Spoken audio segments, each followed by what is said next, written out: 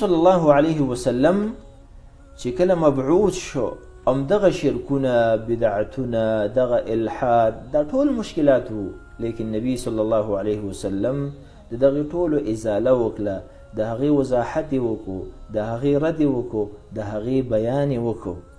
د نبی صلی الله علیه وسلم دا ټول دعوت، دا ټول رسالت تقریبا په دوو مضامینو کې هغه شامل و او راګیر و.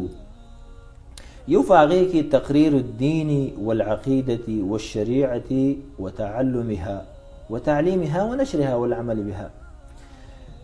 د نبی صلی الله علیه وسلم دا ټول دعوت عبارت د دین او د عقیدې او د شریعت ثابتول، د دې ښودنه او د دې بل ته رسول او په دې باندې عمل کول، دا یو اړخ لره د هغې د دعوت.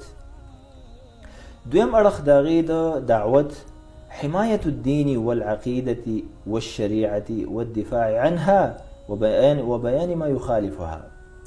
د دقې دین چې دا کمې نشروو، کمې ښودو، کمې ثابت کو، بیان یې کو، د هغې حمایت، د هغې د دین حمایت، د دغې شریعت حمایت، همدغه رنګې د هغې نه دفاع کول، چې دا به زمونږ او ستاسو هم واجب وي او وظیفه به وي.